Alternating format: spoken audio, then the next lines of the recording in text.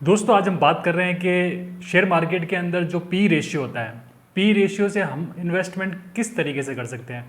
P का अर्थ होता है प्राइस टू अर्निंग, यानी अगर किसी शेयर का पी रेशियो निकालना है तो शेयर का जो प्राइस होता है उसको अगर हम डिवाइड करते हैं ईपीएस से, ईपीएस यानी अर्निंग पर शेयर। ईपीएस यानी कोई शेयर कितना अर्न कर रहा है वो उसका ईपीएस होता है। तो अगर पी रेशियो निकालना है तो उस शेयर के प्राइस को हम ईपीएस से डिवाइड करते हैं तो वो उसका पी रेशियो आ जाता है। पी रेशियो ये दर्शाता है कि शेयर कितना सस्ता है, कितना महंगा है। हेलो दोस्तों, मैं विनोद गोयल बहुत बहुत स्वागत करता हूँ इस यूट्यूब चैनल पर। आज हम पी रेशियो को जानेंगे ताकि हम इन्वेस्टमेंट को अच्छी तरीके से कर पाए।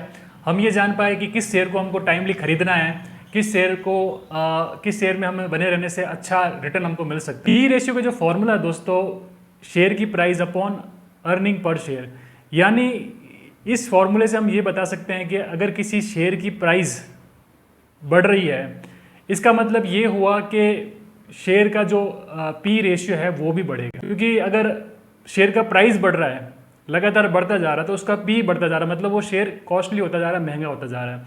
और अगर share quarter on quarter, year on year लगातार अपना ईपीएस बढ़ा रहा है, अर्निंग पर शेयर बढ़ा रहा है, तो उससे क्या होगा, उससे ये होगा कि जो पी रेशियो वो धीरे धीरे घटता जाएगा। अगर 20 का चल रहा है तो वो 18, 16 ऐसे टाइप से कम होता जाएगा। यहाँ अगर ईपीएस के बारे में बात की जाए, ईपीएस क्या होता है? ईपीएस होता है net profit upon number of shares, यानी कोई कंपनी के अंदर जितना भी प्रॉफिट हुआ उसको नंबर ऑफ शेयर्स अगर हम डिवाइड कर लेते हैं तो अर्निंग पर शेयर आ जाती है, मतलब एक शेयर कितना कमा रहा है। तो इसी तरीके से पी रेशियो निकालने के लिए ईपीएस की बहुत वैल्यूबल माना जाता है। ईपीएस ज़्यादा होगा तो शेयर की प्राइस कम आएगी। इससे ये पता चलेगा कि शेयर अभी अंडर वैल्यू है, शेयर की प्राइस कम है, वो फ्यूचर में बढ़ सकती है। जैसे जैसे ईपीएस तेज़ी से बढ़ता जाता है तो शेयर की जो प्राइस भी बढ़ती जाती है। इसके पीछे सबसे बड़ा कारण ये है कि अगर ईपीएस बढ़ेगा, ईपीएस बढ़ने से जो शेयर की जो वैल्यूशन है, पी रेशियो, वो कम होता जाएगा। इन्वेस्टर को ये लगेगा कि ये शेयर तो अच्छी खासी कमाई कर रहा है, अच्छा प्रॉफिट बना रहा है, उसके बावजूद भी इसका जो पी रेशियो कम रह रहा है, मतलब शेयर इतना बढ़ नहीं रहा है, तो शेयर के प्राइस में उसको वो जस्टिफाई करने के लिए शेयर के प्राइस में बढ़ोतरी होना शुरू हो जाएगी। और वो जैसे जैसे शेयर बढ़ेगा वैसे वो पी रेशियो उस सेक्टर के पी रेशियो के इक्विवेलेंट आ जाएगा। तो फ्रेंड, इसका मतलब ये हुआ कि अगर हम कोई लिस्ट उठा के देखते हैं, वहाँ पे हमको ये नज़र आता है कि इन शेयर्स की जो पी रेशियो बहुत कम है। ये तो सेक्टर के पी रेशियो का 1/4 है या 1/3 है, बहुत कम है, तो इसको ले लेना चाहिए। क्या इतना सिंपल इन्वेस्टमेंट है, इतनी सिंपल स्ट्रेटेजी है?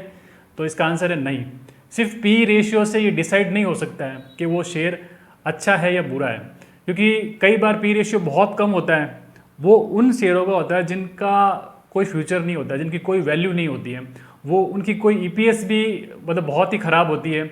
तो इन्वेस्टर को लेकर उसमें किसी प्रकार का कोई एक्साइटमेंट नहीं रहता है कि शेयर कभी अच्छा परफॉर्मेंस देगा।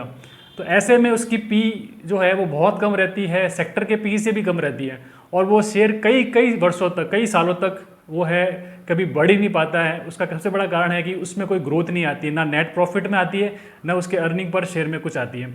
इससे कारण उसका जो पी रेशियो वो कम बना रहता है और उस शेयर में कई सालों तक कोई तेज़ी दिखाई नहीं देती है। तो ऐसे शेयर्स को हमको अवॉइड करना चाहिए। केवल ये देखना कि पी रेशियो इसमें कम आ रहा है, इसको खरीद लें, तो ये एक बहुत बड़ी बेवकूफ़ी है। दोस्तों, कई बार ऐसा होता है कि किसी शेयर का पी रेशियो बहुत ज़्यादा होता है, मतलब कंपनी का तो अगर उस सेक्टर का अगर 40 का पी रेशियो चल रहा है और उसका 60 का है, 70 का है, इसका मतलब क्या हुआ? इसका मतलब ये हुआ कि जो इन्वेस्टर है उस शेयर को लेकर बहुत ज़्यादा एक्सपेक्टेड है, उनको ये लग रहा है कि कंपनी फ्यूचर में अच्छा ग्रोथ दिखाएगी, अच्छी परफॉर्मेंस देगी, इसलिए उन्होंने शेयर के प्राइस को आगे बढ़ा दिया। इसको एग्जाम्पल से हम समझ सकते हैं कि समझ लीजिए किसी शेयर का जो फेयर प्राइस 50 रुपये होना चाहिए, लेकिन पी रेशियो के अकॉर्डिंग उसका जो प्राइस चल रहा है वो 80 का चल रहा है, मतलब उसका भाव काफ़ी ज़्यादा चल रहा है। लेकिन जो इन्वेस्टर है उनको ऐसा लगता है कि आगे 2 सालों में इसका भाव जो फेयर वैल्यू वो 150 हो जाएगी, तो अगर 50 की चीज़ हम 80 में भी आज खरीद रहे हैं तो कोई बुरा नहीं है, क्योंकि 2 साल के बाद वो 150 रुपये हो जाएगी। इसलिए 2 साल के हिसाब से हमको बहुत वो चीज़ फ़ायदे में रहेगी, इसलिए वो लोग उसमें इन्वेस्ट कर देते हैं। और होता यही है कि उस शेयर की जो अर्निंग बढ़ती रहती है, नेट प्रॉफिट बढ़ता है, उसका ईपीएस बढ़ता है, और कुछ सालों बाद में उसका पी रेशियो ज़्यादा होने के बावजूद भी उसका जो है वो फेयर वैल्यूएशन पे पहुंच जाता है। दोस्तों अक्सर आप देखते होंगे जो ग्रोथ स्टॉक्स होते हैं, ऐसे शेयर जिनमें ईयर ऑन ईयर उनके प्रॉफिट बढ़ता रहता है, उनके ईपीएस बढ़ता रहता है। जो ग्रोथ स्टॉक्स होते हैं उनका थोड़ा पी हमेशा ज़्यादा रहता है। उसका सबसे बड़ा ये कारण होता है कि इन्वेस्टर बहुत लॉन्ग टर्म विजन मान के चलते हैं कि 3 साल 4 साल 5 साल बाद इस शेयर में क्या होगा।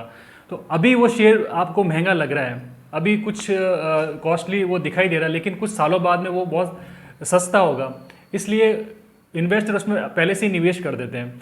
और होता यही है कि कुछ सालों बाद में उनको बहुत अच्छा प्रॉफिट उसमें मिलता है। लेकिन कोई रिटेल इन्वेस्टर ये सोच के किसी कम पी वाले स्टॉक में इन्वेस्ट कर दिया कि ये तो बहुत सस्ता है, कंपनी का जो पी रेशियो है सेक्टर के पी रेशियो का आधा ही है या 1/4 ही है, बहुत कम है, तो इसमें तो बहुत ज़्यादा चांसेस है। लेकिन अगर उसमें फ्यूचर में कोई परफॉर्मेंस नहीं दी 3 साल 4 5 साल तक, हो सकता है आपका पैसा कुछ भी नहीं बने, जितना पैसा लगाए उतना ही रहे, उससे भी कम हो जाए।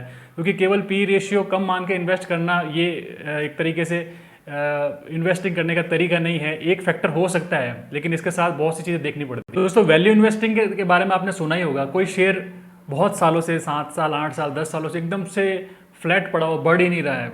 100 रुपये का शेयर जो है वो 8 रुपये 7 रुपये पर आ गया है, 10 सालों से ये चल रहा है। उसकी जो अर्निंग घट रही थी, लेकिन बाद में उसकी कंपनी में बहुत बड़ा चेंजेस आया, मैनेजमेंट में बदलाव आया, तो इसके अलावा और भी दूसरी चीज़ों में उसमें फंडामेंटल जो बदलाव है, उससे कंपनी की जो ग्रोथ बढ़ने लगी, उसकी सेल बढ़ने लगी, प्रॉफिट बढ़ने लग गया, अर्निंग पर शेयर बढ़ने लगी। तो उसकी जो पी रेशियो जो बहुत कम था वो धीरे धीरे बढ़ने लगा। तो जो 10 रुपये का शेयर था वो 2-3 सालों के अंदर 70-80 रुपये हो गया।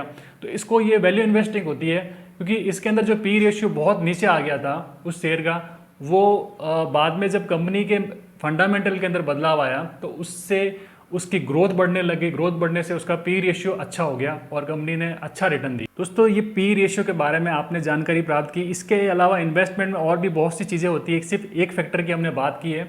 तो ये एक बहुत ही निर्णायक इंपॉर्टेंट चीज़ होती है इन्वेस्टमेंट करने के लिए, पी रेशियो को देखना। होप करता हूँ कि इससे आपको बेनिफिट मिलेगा, और अगर ये वीडियो आपको पसंद आया होगा तो इसको आप लाइक कर दीजिएगा, और अपने जैसे दोस्तों में जिनको फाइनेंस, एजुकेशंस और शेयर मार्केट के बारे में डिस्कशन जानकारी प्राप्त करना अच्छा लगता है, उनके बीच में आप शेयर कीजिएगा इस वीडियो को। और फर्स्ट टाइम आया तो चैनल को सब्सक्राइब कर दीजिएगा। बहुत बहुत धन्यवाद दोस्तों।